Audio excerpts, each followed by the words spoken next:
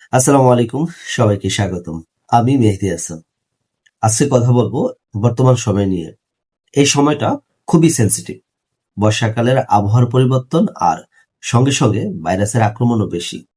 অনেকেই ঝড়ে ভুগছেন, কিন্তু আপনি জানেন কি এই সময়কার সাধারণ জ্বরও ভয়ঙ্কর হয়ে উঠতে পারে? ভাইরাল ফ্লু, ডেঙ্গু, টাইফয়েড কিংবা চিকুনগুনিয়া সবকিছুরই লক্ষণ শুরু হয় হালকা জ্বর দিয়ে। তাই সাবধান হন। বাহির থেকে এসে হাত মুখ ভালোভাবে ধুয়ে ফেলুন। বিশুদ্ধ পানি পান করুন। মশা থেকে বাঁচতে মশারি ব্যবহার করুন। ফলমূল খান।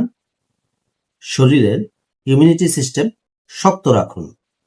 আর জ্বর যদি 2 দিনের বেশি থাকে, গায়ে ব্যথা, চোখ লাল হওয়া বা বমি হওয়া, দেরি না করে ডাক্তারের পরামর্শ নিন। সচেতন থাকুন, সুস্থ থাকুন। সবাই ভালো থাকবেন। আল্লাহ হাফেজ।